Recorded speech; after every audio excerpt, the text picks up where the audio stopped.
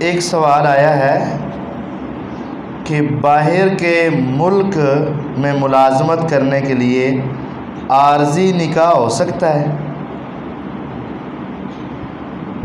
باہر کے ملک میں ملازمت کے لیے پہلی بات تو ہے کہ جانا بھی جائز ہے کہ نہیں ہے، یہ تو پہلا مسئلہ ہے۔ غیر مسلم ممالک میں رہائش اختیار کرنا یہ جائز نہیں ہے یہ مسئلہ بڑا مشکل۔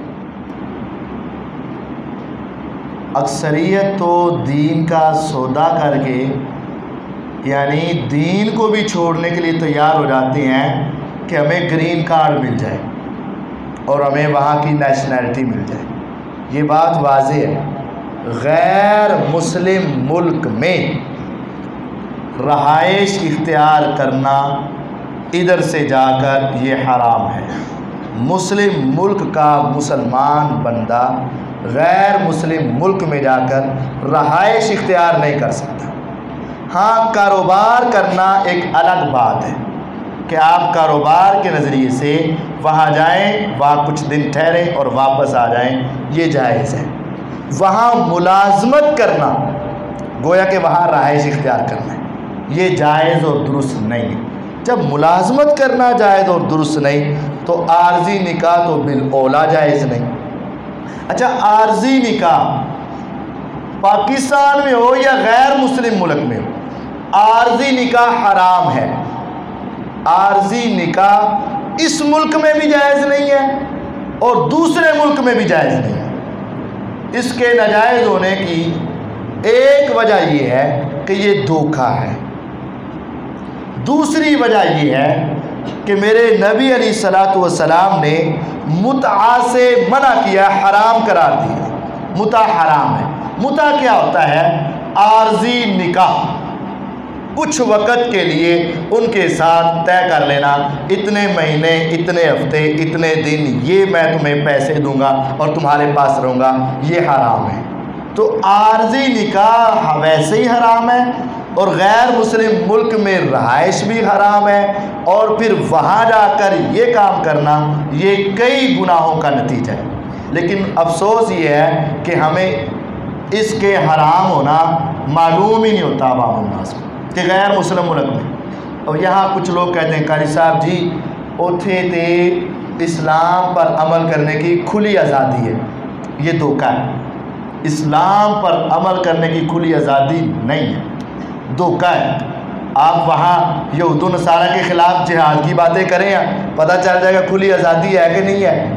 آپ وہاں یہودیوں اور عیسائیوں کی باتیں جو اللہ تعالیٰ نے قرآن مجید میں بتائی ہیں، بتاؤ ان کو کہ یہود کو جزیرہ عرب سے نکال دو، یہودیوں نے جہنم میں جانا ہے، عیسائیوں نے جہنم میں جانا ہے، اور یہ ان کی سزائیں، یہ کرتوتیں بتاؤ، نہیں بتانے دیں گے۔ آپ شراب کی حرمت کے اوپر وہاں احتجاج کرو، تمہیں اگر پوری کھلی آزادی ہے وہاں کرو، نہیں کرنے دیں گے۔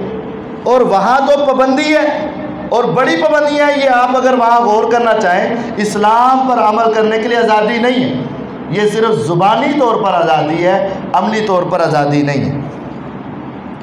اچھا، دوسرا سوال یہ جو ہماری حکومت نے کام شروع کر دیا ہے کہ حکومت نے جو بل پاس کیا ہے 18 سال سے کم عمر اسلام قبول نہیں کر سکتا، کیا یہ درست ہے؟ اس کے الحمدللہ خلاف کام شروع ہو چکا ہے اور امید ہے کہ یہ قومی اسمبلی میں پاس نہیں ہوگا۔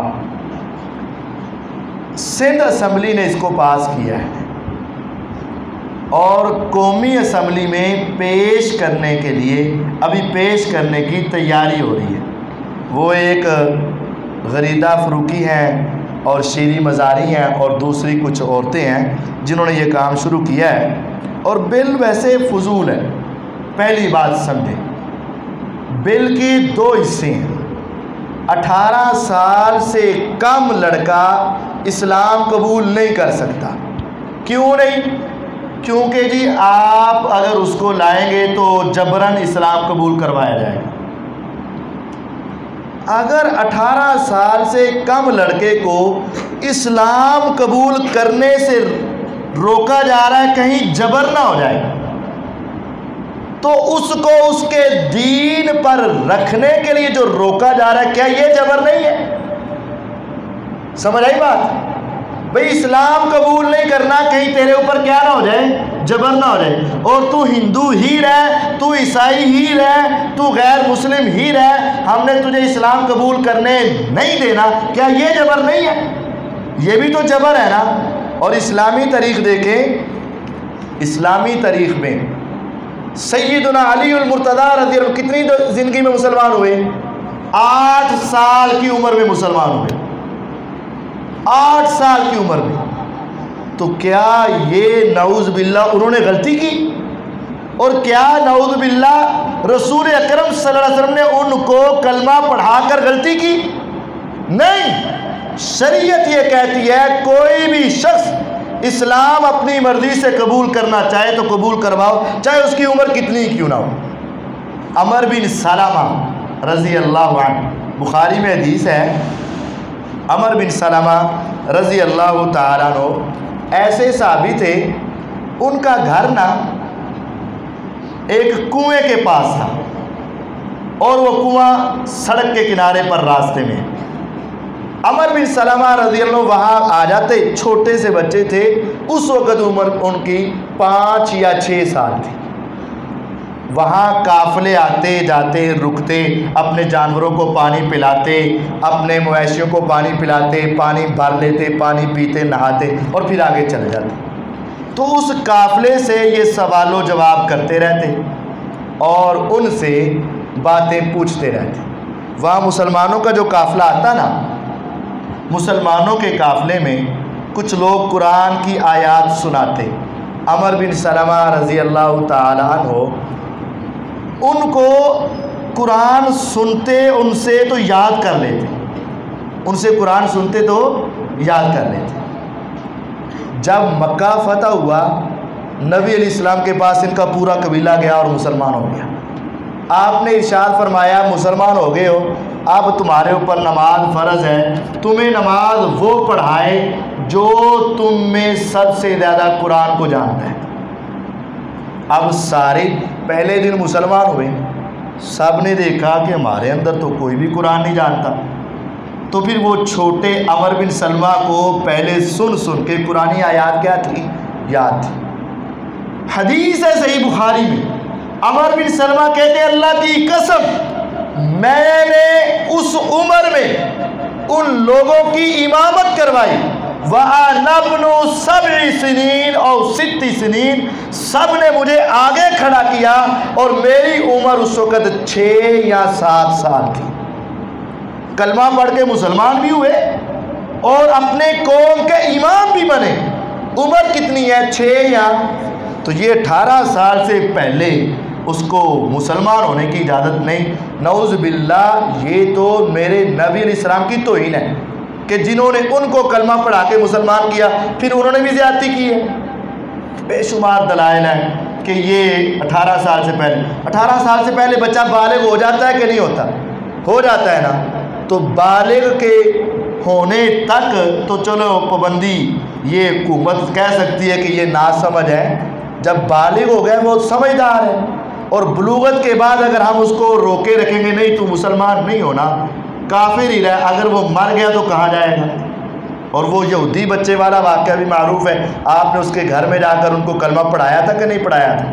اور پھر اگر والدین مسلمان ہو جائیں، سمجھ آ گئی ان کو، بڑے ہیں اور بچے چھوٹے ہیں، کوئی 17 سال کا، کوئی 16 کا، کوئی 15 کا، کوئی 14 کا، کوئی 13 کا، تو والدین کہیں گے ہم مسلمان ہو جاتے ہیں، بیٹا تو ٹھہر جا، تو 2 سال بعد مسلمان ہوئے، کیونکہ تیرے اتنے پابندی۔ ایسا ہوگا نہیں، جب سمجھ آ جائے تو مسلمان ہونا ضروری۔ تو یہ اپنے ملک کا قانون شریعت کے منافی قانون ہے، اور 18 سال کے بعد بھی کون سا ماننے دیتے ہیں؟ پتہ ہے اس قانون میں کیا لکھا ہے؟ 18 سال کے بعد بھی کسی کو سمجھ آ گئی تو حکومت کے سامنے اپیل کرے گا، اپنے علاقے کے قریب جو عدالت ہے، ایڈیشنل جج ہے، اس کو وہ اپنی درخواست دے گا میں نے اسلام قبول کرنا ہے۔ اچھا جی، پھر وہ 7 دن کے اندر ان سے انٹرویو لینے کی تاریخ طے کرے گا، بھئی 7 دن میں تمہیں ملا گا تو مسلمان کیوں ہونا ہے؟ اچھا جی، پھر وہ کہے گا تم کس مسلک کے ہو، کس مذہب کے ہو، اس مذہب کے سکالر کو بلائیں گے اور اس کو کہا جائے گا 3 مہینے تک اس بندے کو سمجھا سکتے ہو تو سمجھا لو۔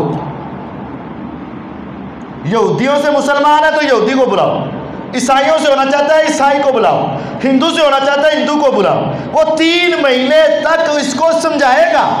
اگر اس کے بعد بھی وہ کہہ دے کہ نہیں میں نے مسلمان ہی ہونا ہے تو چل ٹھیک ہو جا، اور اگر وہ کہے نہیں ہونا تو پھر کیا کہا جائے گا؟ ارے تمہیں دین کی دعوت کس نے دی؟ تجھے یہ دین کی طرف بلایا کس نے؟ جب وہ اس کا نام بتائے گا اس کو پکڑ کر کم از کم 5 سال زیادہ سے زیادہ 10 سال جیل کی سزا دی جائے گی، قید کر دے، یہ قانون ہے۔ اب بتاؤ کون مسلمان ہوئے گا اور کون کسی کو دین کی دعوت دے گا؟ کون کسی کو سمجھانا چاہے گا؟ یہ تو سارے خود ہی اکٹھے ہو کے آ جائیں گے، اپنے آپ سارے مل کر آ جائیں گے، مولوی صاحب میں دین سیکھنا چاہنا، ہم حدیث کی کتاب دیں گے، قرآن دیں گے، سمجھانا چاہیں گے۔ 3 مہینے کے بعد وہ کہیں گے میں نہیں مسلمان ہونا چاہتا، لہذا اس مولوی کو پکڑ کے چلو جی، دوسرے کو پکڑ کے چلو جی، تیسرے کو پکڑ کے چلو جی۔ اے سارے جو دین کا دائی ہیں، اسلام کے دائی ہیں، جو اسلام پھیلا رہے، ان سب کو پکڑ کے 10 سال جیل، کیونکہ قانون ہے۔ یہ خطرناک اسلام کے خلاف سازش ہے، دین کے خلاف سازش ہے۔ میرے نبی علیہ السلام نے فتح مکہ کے موقع پر یہ کہا تھا 3 مہینے تک تم سوچو اور اس کے بعد تمہاری بارے میں ہم فیصلہ کریں گے۔ اگر ان 3 مہینوں کے درمیان میں بھی کوئی صحیح طور پر سوچنے سمجھنے والا بندہ مر گیا تو مسلمانوں کے قبرستان میں یا عیسائیوں کے قبرستان میں؟ یہ قانون جو ہے اس کے خلاف الحمدللہ جد و جہد جاری ہے، انشاءاللہ یہ پاس نہیں ہوگا اور یہ شریعت کے منافی قانون ہے، اس کی شریعت اجازت نہیں دیتا۔ حدث اور نجاست میں کیا فرق ہے اچھی طرح سمجھا دیں۔ حدث اور نجاست، حدث وضو ٹوٹ گیا حدث ہو گیا، نجاست کوئی گندگی جو نظر آ رہی ہے وہ کسی جگہ پہ لگے تو وہ نجاست ہے۔ وضو تھا میرا اور ہوا خارج ہوئی، حدث ہوا، نجاست نہیں۔ پیشاب کے قطرے نکلے، جسم کے ساتھ لگے یا کپڑوں کے ساتھ لگے، یہ نجاست لگ گئی، حدث بھی ہو گیا اور نجاست بھی لگ گئی۔ حدث ہے وضو کا ٹوٹنا۔ وضو کا ٹوٹنا مختلف طریقے سے ہے، آپ اونٹ کا گوشت بھی کھا لیتے ہیں تو وضو ٹوٹ جاتا ہے۔ وضو کا ٹوٹنا مختلف طریقوں سے ہے، تو حدث یہ ہے وضو ٹوٹ جائے۔ نجاست جس چیز کو شریعت نے گندگی کہا ہے اگر وہ لگ جائے تو وہ نجاست لگ گئی۔ خدیجہ رضی اللہ عنہ کا جنازہ کس نے پڑھایا تھا؟ دسواں۔ اصل میں وہ مکہ میں فوت ہوئی ہے۔ خدیجہ رضی اللہ عنہ کہاں فوت ہوئی ہیں؟ مکہ میں۔ کون سی سن میں فوت ہوئی ہیں؟ 10 سن نبوت میں۔ اس وقت ابھی جنازے کے احکامات تھے ہی نہیں، جنازے کے احکامات بعد میں نازل ہوئے، بعد میں نماز با جماعت اور بعد میں احکامات نازل ہوئے۔ حضرت خدیجہ رضی اللہ عنہ کا جنازہ کسی نے نہیں پڑھایا، بس تدفین ہوتی تھی اور دعا ہوتی تھی اللہ ان کے لیے مغفرت فرمائے، جنازے کی کوئی بات نہیں ہے۔ قسطوں میں اگر ماہانہ جرمانہ کی شرط نہ ہو تو کیا اس صورت میں قسطوں پر چیز لینا جائز ہے؟ قسطوں کے کاروبار کے بارے میں ہماری جو رائے اور تحقیق یہ ہے کہ وہ جرمانہ ہو یا نہ ہو، قسطوں کا کاروبار ایک شکل میں جائز ہے، باقی جو دنیا میں ساری شکلیں رائج ہیں یہ ساری ناجائز ہیں۔ صرف ایک شکل یہ ہے کہ یہ چیز نقد میں بھی اتنے کی ہے، ادھار میں بھی اتنے کی ہے۔ ادھار مہینے میں دے دو، سال میں دے دو، 10 سال میں دے دو، اتنے کی ہے۔ پہلے ایڈوانس دو یا نہ دو، تھوڑا ہو یا زیادہ ہو، چیز اتنے کی ہے۔ یہ آپ نے اس پر شفقت کرنی ہے کہ چل تیرے پاس پیسے نہیں تو تھوڑے تھوڑے کر کے دے دے، نقد کی قیمت بھی وہی ہو، ادھار کی قیمت بھی وہی ہو، سال کی قسطیں ہوں یا 6 ماہ کی قسطیں ہوں، قیمت وہی ہو، ایڈوانس تھوڑا ہو یا ایڈوانس زیادہ ہو، ہر ممکن میں، اور اس کے اوپر لیٹ ہونے پر جرمانہ بھی نہ ہو، وہ قسط جائز ہے۔ لیکن جو ہمارے ہاں یہ چل رہا ہے یہ جائز نہیں ہے۔ مفتی صاحب، جو لوگ آج کل ویڈیوز اور تصویریں وغیرہ بناتے ہیں تو ان کی شرعی حیثیت کیا ہے، یعنی تصویر کی شرعی حیثیت کیا ہے؟ ہاں، یہ ایک بڑا اہم مسئلہ ہے کہ تصویر بنانا کیا ہے۔ یہ ویسے یہاں پر پہلی مرتبہ ہی یہ کام شروع ہے، لیکن سمجھ لیں بہت دیر تک ہم اس سے گریز کرتے رہے۔ تصویر بنانا حرام ہے، اور یہ کیمرے اور ویڈیو کی تصویر بھی تصویر ہی ہے اور یہ حرام ہے۔ پھر اسی کیوں بنا رہے ہیں؟ یہ سوال ہے جو میں سمجھا ہوں۔ الحمدللہ ہم اس کے باوجود بھی اللہ تعالیٰ سے استغفار بھی کرتے ہیں، معافی بھی مانگتے ہیں۔ بات یہ ہے، کفار کے ساتھ اور دین کو مذاق بنانے والوں کے ساتھ ہماری 2 طرح کی جنگ ہے۔ ایک فکری جنگ ہے اور ایک زمینی جنگ ہے۔ کچھ ہیں وہ اسلحہ لے کر ہمارے خلاف چڑھتے دوڑتے ہیں، ہم ان کا مقابلہ کرتے ہیں، اور کچھ ہیں جو میڈیا کی جنگ مسلمانوں کے خلاف چل رہی ہے۔ ان کے اولاد، ان کی نسل، ان کے افراد کو سیدھے راستے سے ہٹانے کی کوشش کی جا رہی، اور اس کے اوپر ان کا وار بہت سخت ترین ہے، اور ہماری نسلیں، ہمارے خاندان اور ہمارے اپنے افراد میڈیا کو دیکھ کر سن کر، چونکہ صرف ایک رخ ان کے سامنے ہوتا ہے، اس وجہ سے وہ اس کے پیچھے لگ جاتے ہیں اور ہماری نسلیں برباد ہو رہی۔ صرف اس وجہ سے ان کا مقابلہ کرنے کے لیے اور ان کا جواب دینے کے لیے ہم اس حد تک اس کو استعمال کرتے ہیں کہ دین کا پیغام، دین کی دعوت اور دین کے خلاف ہونے والے حملوں کے لیے اس کو استعمال کرتے ہیں۔ ویسے سیلفیاں لینا، حضرت صاحب وہاں جا رہے ہیں، وہاں سے اتر رہے ہیں، یہاں آ رہے ہیں، یہ کھا رہے ہیں، اب سو چکے ہیں، اب اٹھ رہے ہیں، یہ ساری باتیں نہ الحمدللہ ہم کرتے ہیں اور نہ اس کی اجازت دیتے ہیں اور نہ اس کو جائز سمجھتے ہیں، بلکہ یہ کام حرام ہے۔ لیکن کچھ باتیں جنگی ماحول میں دشمن کا مقابلہ کرنے کے لیے، کچھ باتوں کی اسلام کے اندر اجازت ہے۔ اکڑ کر چلنا تکبر ہے۔ میدان جنگ میں دشمنوں کے سامنے توریہ کرنا، بات کو چھپا دینا، الحرب خدعہ، دھوکہ دینا حرام ہے، دھوکہ دینا حرام ہے۔ جنگ کے اندر دھوکہ دینا جائز ہے۔ تو جنگ میں جب اسلام دشمنوں کا مقابلہ ہو، دین دشمنوں کا مقابلہ ہو، تو پھر اس میں کچھ چیزوں کی لچک موجود ہے، تو ہم اس اعتبار سے اس پر قیاس کرتے ہوئے اس میں صرف دین کی حد تک لچک دینے کے قائل ہیں۔ لیکن اس کے علاوہ دوسرے معاملات میں یہ تصویر ہی ہے اور اس کا بنانا حرام ہی ہے، اور اس کے بنانے والے سخت ترین جرم کے اندر گرفتار ہیں، ان کو اس سے بچنا چاہیے۔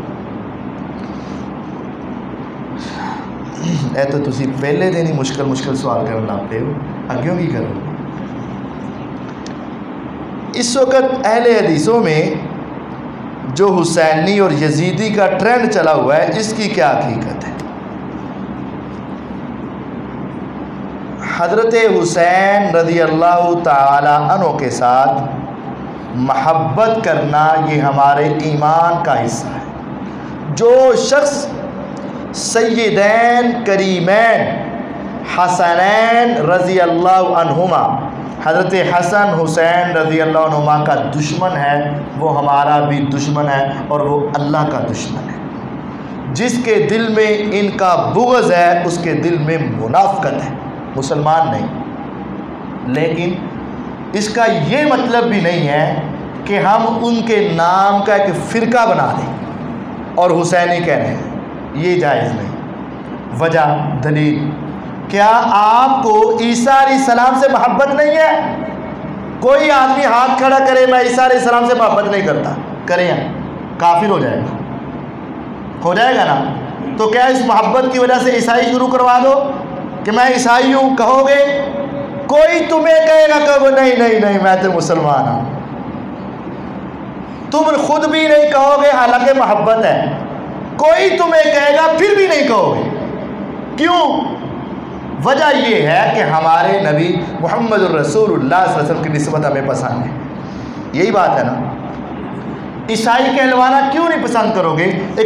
ایک پورا مذہب ہے جس کو عیسائی کہا جاتا ہے، اب ایک پورا فرقہ ہے جو اپنے آپ کو حسینی کہلاتا ہے، جن کو روافض اور شیعہ کہا جاتا ہے، تو یہ ان کی نسبت ہے۔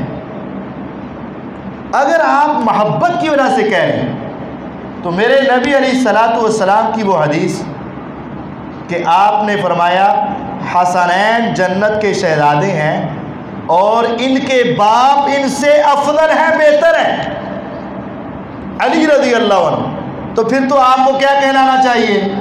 علوی کہلانا چاہیے، وہ تو میں اکیلے کہلوا رہا ہوں۔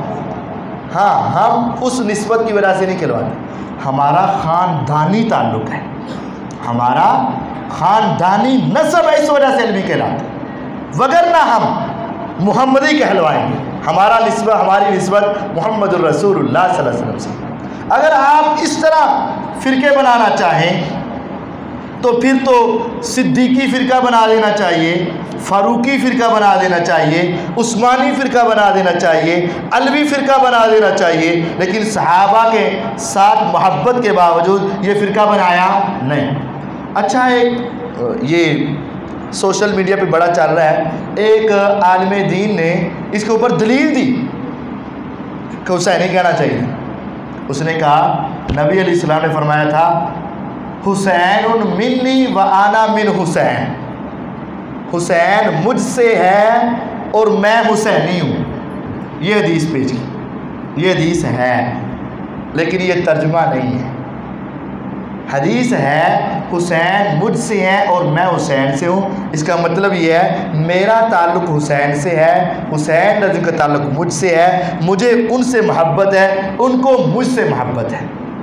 ورنہ دیکھیں میرے نبی علیہ السلام بڑے ہیں یا حسین بڑے ہیں؟ کون بڑے ہیں؟ نبی علیہ السلام۔ تو پھر نسبت بڑے کی طرف ہونی چاہیے یا چھوٹے کی طرف؟ کہنا نبی علیہ السلام کا یہ کہنا میں حسینی ہوں، یہ میرے نبی کی توہین ہے، یہ میرے نبی کی گستاخی ہے۔ حضرت حسین تو کہیں میں محمدی ہوں، عزت ہے، میرے نبی علیہ السلام نیچے کی طرف نسبت کریں یہ توہین ہے، ایسا نہیں ہے، یہ پیغمبر علیہ السلام کی گستاخی ہے۔ اور سنن ابن ماجہ کے اندر میرے نبی علیہ السلام نے یہ کہا، اسی طرح کی حدیث، علی منی و انا منہ، علی مجھ سے اور میں علی سے ہوں۔ یہاں سے تو پہلے فرقہ بنے گا علوی، اور پھر صحیح مسلم میں ہے ایک صحابی تھے جلیبیب رضی اللہ عنہ، نبی علیہ السلام نے کہا جلیبیب مجھ سے ہے اور میں اس سے ہوں، تو کون سا فرقہ بن جائے گا؟ جلیبیبی۔ صحیح بخاری میں ہے نبی علیہ السلام نے کہا اشعری قبیلہ مجھ سے ہے اور میں اشعریوں سے ہوں، تو پھر کیا بن جائے گا؟ اشعری۔ اگر آپ اس طرح شروع کریں گے تو پھر تو یہ علیحدہ علیحدہ قبیلے بن جائیں۔ اس حدیث کا مطلب یہ تھا کہ حسین دل سے محبت کرو، مجھ سے محبت کرو، ہمارا آپس میں گہرا تعلق ہے، لیکن اس بنیاد پہ فرقے بنا دینا، اس بنیاد کے اوپر یہ تقسیمیں کر دینا، یہ بالکل ناجائز ہے۔ یہ ایک سوال ہے، بٹ کوائن ڈیجیٹل کرنسی کی ٹریڈنگ، اس میں سرمایہ کاری کرنا کیسا ہے؟ پہلے تو یہ سمجھانا پڑے گا بٹ کوائن کیا ہے۔ یہ خلاصتاً سمجھ لیں، آج کل نا ایک بہت بڑا دھوکہ نکلا ہوا ہے۔ گیمیں آپ کھیلتے ہیں نا، مثال کے طور پہ وہاں کچھ سکور بنتے ہیں، ایک اسٹیج پار کی، دوسری پار کی، تیسری پار کی، سکور بنتے گئے، بونس ملتے گئے۔ اچھا، وہ سکور صرف موبائل میں ہی ہوتے ہیں تمہارے پاس بس اتنے لکھے ہیں؟ آج کل ایک دھوکے کا نام بٹ کوئن ہے۔ ڈیجیٹل کرنسی کیا ہے؟ کمپیوٹر کرنسی، اور اس کے اوپر لمبی لمبی ورکشاپس اور بڑے بڑے لیکچر ہوں گے کہ آئندہ آنے والا دور یہ ہے، وہ ہے، ایسے ایسے ہے۔ کمپیوٹر کے اندر تم اپنے مطلب کہ یہ پیسے جمع کروا دیے جائیں گے، یہ 1000، 10,000، لاکھ، 10 لاکھ، 50 لاکھ تمہارے پیسے جو ہیں یہ چوری نہیں ہو سکیں گے، تمہارے پیسے محفوظ ہوں گے، اور جہاں بھی جاؤ جیب میں رکھنے نہیں پڑیں گے، جدھر جاؤ گے، جس جگہ پہ جاؤ گے وہاں سے تمہارے یہ ساری ٹریڈنگ ہو جائے گی، خرید و فروخت ہو جائے گی، ایسا ہے۔ تو اس وجہ سے یہ کرنسی لانچ کی جا رہی ہے۔ یہ بالکل حرام کہ جناب اس کا وجود دکھاؤ۔ مثال کے طور پر میں اتنے بیٹھا لکھ دینا میرے اکاؤنٹ، آپ کے اکاؤنٹ میں 4 کروڑ آ گیا، آپ کے اکاؤنٹ میں 8 کروڑ آ گیا، آپ کے اکاؤنٹ میں 10 کروڑ آ گیا، آیا ہے نہیں آیا ہے؟ کدھر ہے؟ جب چاہے بند کر دیں، جب چاہے آپ اس کا کلیم نہیں کر سکیں گے، آپ اس کے اوپر بحث نہیں کر سکیں گے، آپ اس کو نکلوا نہیں سکیں گے، بس ٹریڈنگ کرتے رہیں۔ ہاں، انہوں نے کچھ بڑی بڑی کمپنیوں کے ساتھ مل کر یہ کہا ہوا ہے اگر اس طرح کا کوئی پرچی لے کر ہمارا آدمی آپ کے پاس آئے تو آپ نے اس کو دے دینا ہے، ہم آپ کو وہ پیسے دے دیں گے۔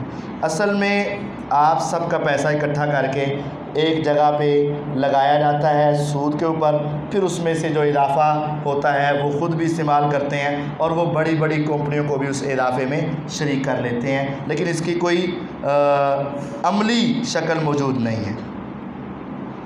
لائف انشورنس اور جائیداد کی انشورنس کروانا کیسا ہے؟ اور انشورنس کمپنی یہ گارنٹی بھی دے کہ اس کا سرمایہ حرام کاروبار میں نہیں لگے گا۔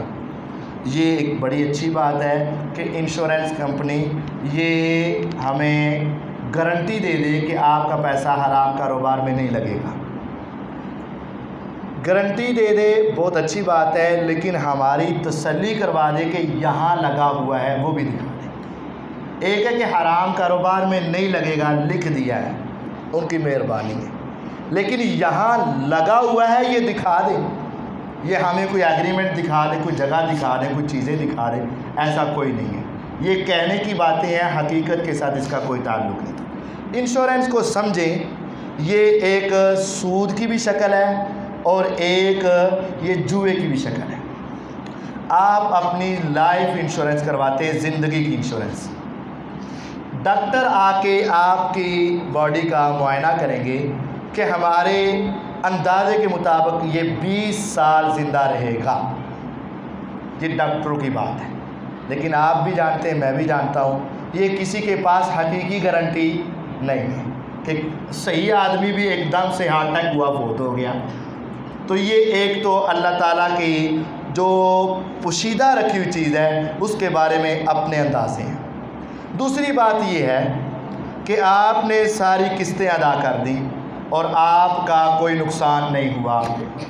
اس میں 2 شکلیں رکھتے ہیں، ایک تو ہے کہ وہ آپ کی قسطیں گئیں، گاڑی وغیرہ کی انشورنس میں آپ کی قسطیں گئیں، جو آپ نے دیا ہے وہ گیا، تو یہ جوا ہو گیا۔ اور ایک یہ ہے کہ آپ کا اس سے بڑا نقصان ہوا تو آپ کو وہ نقصان پورا کر دیا جائے گا۔ ابھی آپ نے پہلی قسط جمع کروائی 10,000 روپیہ، گاڑی لگ گئی اور نقصان ہو گیا 2 لاکھ روپے کا، تو وہ آپ کو 2 لاکھ واپس کر رہے ہیں۔ 5 لاکھ کا نقصان ہوا، 5 لاکھ دے رہے ہیں۔ جو وہ زیادہ دے رہے ہیں وہ کس چیز کا عوض ہے؟ وہ زیادہ دینا تو سود ہے، تو وہ آپ جو قسطیں جمع کروا رہے ہیں وہ آپ کا جوا ہے کہ اگر آپ کا نقصان نہ ہوا تو کمپنی کا فائدہ ہو گیا، آپ کا نقصان ہو گیا تو پھر کمپنی کا بھی کیا ہو گیا؟ نقصان ہو گیا۔ تو یہ شریعت میں جائز نہیں ہے۔ اور پھر آخر میں جو بعد میں فائدہ دیا جاتا ہے ساتھ اس کے جو منافع لگا کر، وہ بھی ایک سود کی شکل ہے۔ کتے کی خرید و فروخت حرام ہے۔ اب اس صورت میں ہمیں کھیتی باڑی یا کاروبار کی حفاظت کے لیے کتا درکار ہو تو اس کی کیا شکل ہو سکتی ہے؟ بڑا اچھا سوال ہے۔ تو اس کی ایک ہی شکل ہو سکتی ہے، کسی بھی کتے کو پکڑا جائے اور اس کو سدھارا جائے، اس کے جو ہے نا وہ لیے جائیں، یا کسی جو کھیتی باڑیوں میں جنہوں نے رکھے ہوئے ہیں ان کے ساتھ رابطہ کیا جائے تو ان سے لے لیے جائیں۔ کاروبار کی یہاں بات لکھی ہوئی ہے، کاروبار کی حفاظت کے لیے نہیں ہے، کھیتی کی حفاظت کے لیے، کیونکہ وہ کھیتی خود اپنی حفاظت نہیں کر سکتی۔ جانوروں کی حفاظت کے لیے یا شکار کے لیے یہ ہے۔ کاروبار آپ کہیں کہ میری فیکٹری ہے وہاں کتا رکھ لوں، یا میری دکان ہے وہاں کتا رکھ لوں، تو یہ جائز نہیں ہے۔ اس کے لیے آپ دوسرے حفاظت کے اقدامات کریں۔ اور پھر یہ کتا خریدنا واقعتاً حرام ہے، اور یہ ایک بڑا اچھا سوال تھا کہ پھر ہم کہاں سے حاصل کریں، خرید تو نہیں سکتے، تو پھر یہ جنہوں نے رکھے ہوئے ہیں ان سے آپ رابطہ کریں اور ان سے لیں۔ ایک عورت کتنے نکاح کر سکتی ہے؟ ایک وقت میں ایک نکاح کر سکتی ہے عورت، اور اس کے بعد دوسرا تیسرا چاہے 100 نکاح کر لے، اس میں کوئی حرج والی بات نہیں، لیکن ایک وقت میں ایک نکاح کرے گی۔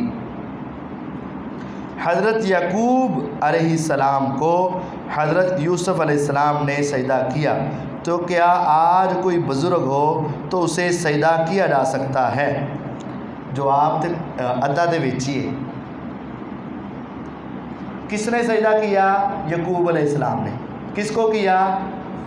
بڑا کون تھا؟ یعقوب علیہ السلام کہ یوسف علیہ السلام؟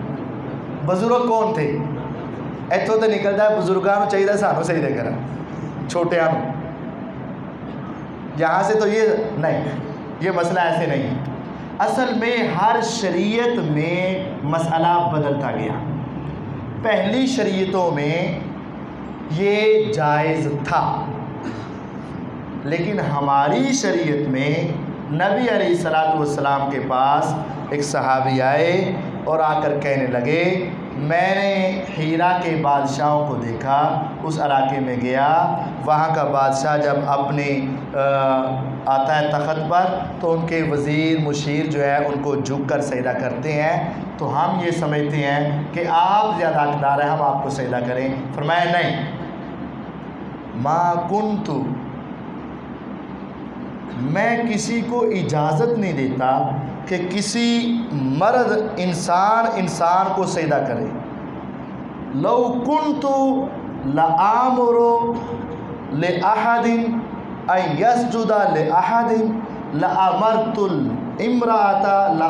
المرأة ان تسجد لزوجها۔ اگر میں اجازت دیتا کہ انسان کو سجدہ کر سکے تو میں بیوی کو حکم دیتا کہ وہ اپنے خاوند کو سجدہ کرے، لیکن ہماری شریعت میں سجدہ کرنا مرد کا کسی انسان کو یہ جائز نہیں۔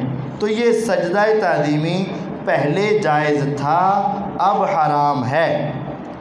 اگر یہ وہاں سے استدلال کرنا ہے تو پھر بھی چھوٹے بڑوں کو نہ کریں لیکن بڑے پھر چھوٹوں کو، اور ایسا ممکن نہیں۔ شک ہے کسی کا قرضہ واپس کرنا ہے، نہ مجھے یاد ہے اور نہ دوسرے بندے کو، تو ایسی صورت میں کیا کرنا چاہیے؟ آسان سا طریقہ ہے، یا تو وہ آپ کو کہہ دے کہ اگر میں نے لینا بھی ہوا تو میں نے تمہیں معاف کیا، تو آپ کی جان چھوٹ جائے گی۔ وہ کہے مجھے یاد نہیں ہے، تو وہ یہ کہہ دے کہ اگر میں نے لینا بھی ہوا تو میں نے تمہیں معاف کیا، تو تمہاری معافی ہو جائے گی۔ دوسری شکل یہ ہے کہ پھر آپ جو ہے نا صدقہ کر دو اور کہنا کہ اگر میں نے تیرا دینا ہوا تو پھر بھی تیری طرف سے صدقہ، اور اگر میں نے اپنا ہی ہے تو پھر میری طرف سے صدقہ۔ ہم صدقہ کر دیتے ہیں، جس کے ہوئے اس کی طرف سے صدقہ، تو یہ اس کی طرف سے صدقہ ہو جائے گا۔ یہ آسان حل ہے۔ میت کو غسل دینے کے بعد اور کفن پہنانے کے بعد اگر اس کا پخانہ نکل آئے تو کیا غسل دوبارہ دینا ہوگا یا صرف طہارت کروانا ہوگی؟ تو اس کو صرف طہارت کروا دیں، یہ کافی ہے، کیونکہ یہ اس کی جنابت کی وجہ سے تو کوئی غسل نہیں ہے نا، بس اس کو طہارت کروا دیں۔ یہ کافی ہے۔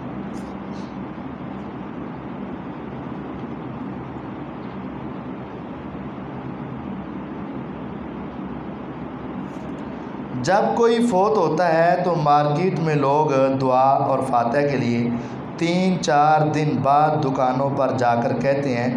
ایک شخص دوسرے ملک میں یا دور سے فوتگی والے گھر پر سال بعد آتا ہے تو وہ کہتا ہے دعا کرو، تو انکار کر دینا چاہیے یا کرنی چاہیے؟ پھر کہا جاتا ہے کہ بھائی یہ وہابی ہے، اگر انکار کرے تو کہتے ہیں یہ وہابی۔ دیکھیں، میت کے لیے 2 باتیں پوچھی گئی ہیں، ایک ہے دعا اور ایک ہے فاتحہ۔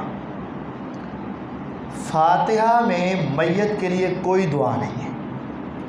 فاتحہ کا ترجمہ آپ دیکھ لیں، میت کے لیے کوئی دعا ہے ہی نہیں فاتحہ میں۔ تو جو فاتحہ پڑھی جاتی ہے اس کے پیچھے خاص سوچ ہوتی ہے۔ فاتحہ کے پیچھے ہوتی ہے کہ ہم یہ قرآن پڑھیں گے اور اس کا ثواب میت کی روح کو بخشیں گے، یہ ہوتا ہے۔ تو یہ ثواب بخشنا قرآن و حدیث میں ثابت نہیں ہے، تو اس وجہ سے میت کے لیے فاتحہ خوانی کرنا یہ بالکل ناجائز ہے۔ دلیل کیا ہے؟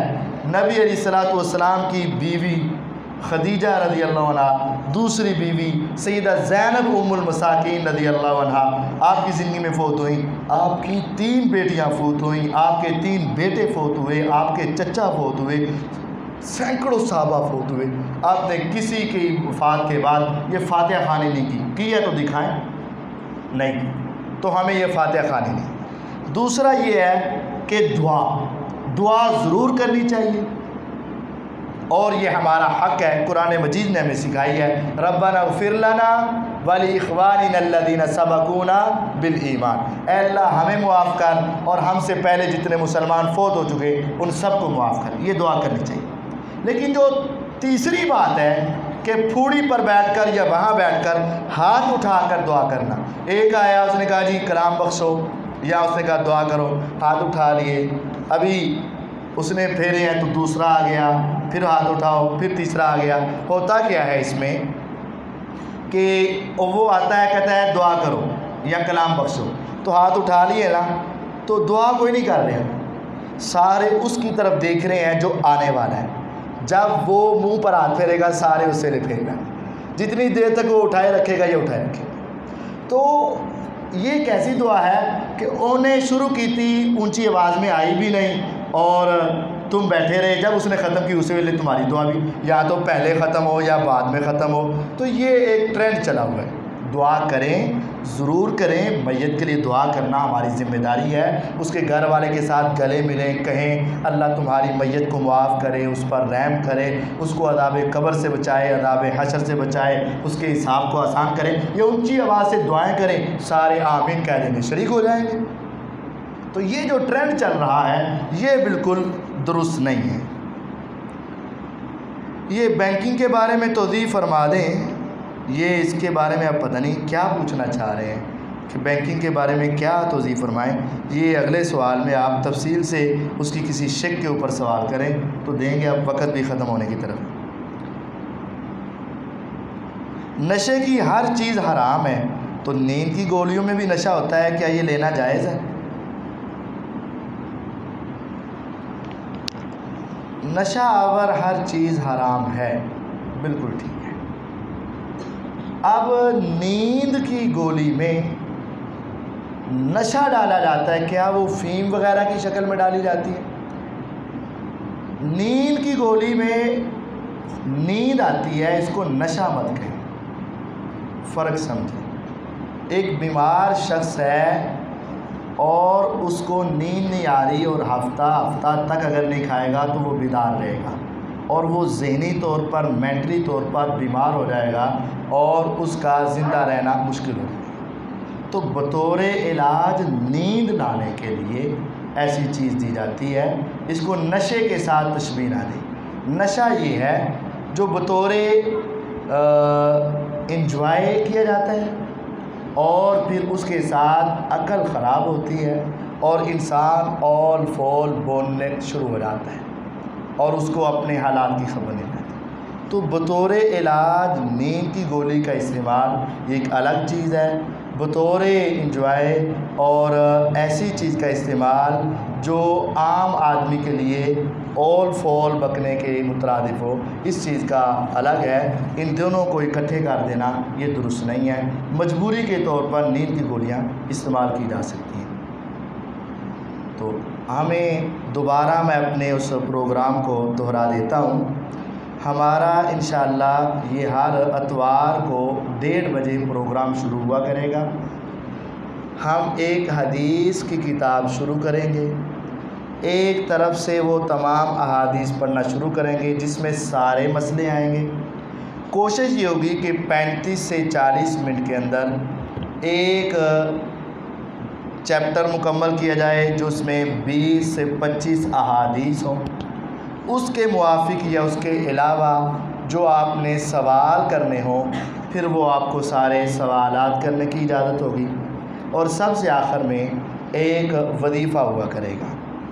آج کا ہمارا جو وظیفہ ہے وہ یہ ہے کہ اکثر لوگ ٹینشن میں آ جاتے ہیں، پریشان ہو جاتے ہیں کسی بھی وجہ سے، اور اس پریشانی میں بے چینی ایسی ہوتی ہے کہ اس کو کنٹرول کرنا مشکل ہو جاتا ہے۔ تو بے چینی کے لیے ایک دعا ہے جو نبی کریم صلی اللہ علیہ وسلم نے اسماء بنت امیس رضی اللہ عنہا کو سکھائی تھی۔ اسماء بنت امیس کون ہے؟ یہ ابو بکر صدیق رضی اللہ عنہ کی بیوی ہے۔ آپ نے ان کو کہا تھا کہ ٹینشن کے وقت، یہ اب سوال اگلے مرتبہ، ٹینشن کے وقت ایک دعا پڑھنی ہے۔ دعا کیا ہے؟ اللہ اللہ ربی لا اشرک بہ شیئا۔ اب آپ پڑھیں، یاد کریں، اللہ اللہ ربی لا اشرک بہ شیئا، اللہ اللہ ربی لا اشرک بہ شیئا۔ وہ پیچھے وائٹ بورڈ ہے، اس کے اوپر ہم نے یہ دعا لکھ دی ہوئی ہے۔ جن کو یاد ہو جائے وہ ٹھیک ہے، ورنہ آپ اس کی تصویر لے کر موبائل میں اپنے پاس رکھ لیں گے اور یہ دعا پڑھا کریں گے۔ یہ ابو داود میں اور ابن ماجہ میں حدیث ہے، حوالہ ساتھ لکھ دیا ہے۔ کسی قسم کی کوئی ٹینشن ہو، کاروباری معاملات میں، گھریلو معاملات میں، پڑھائی کے معاملات میں کوئی ٹینشن ہو تو یہ دعا کثرت سے پڑھیں، ہر وقت پڑھیں، تو انشاءاللہ ہر قسم کی ٹینشن کے لیے یہ دعا ہے۔ اللہ اللہ ربی لا اشرک بہ شیئا سبحانک اللہم وبحمدک اشہد ان لا الہ الا انت استغفرک واتوب الیک۔ انشاءاللہ ہمیں امید ہے کہ آپ آئندہ آئیں گے اور اپنے ساتھ دوست و احباب کو بھی ساتھ لے کر آئیں گے۔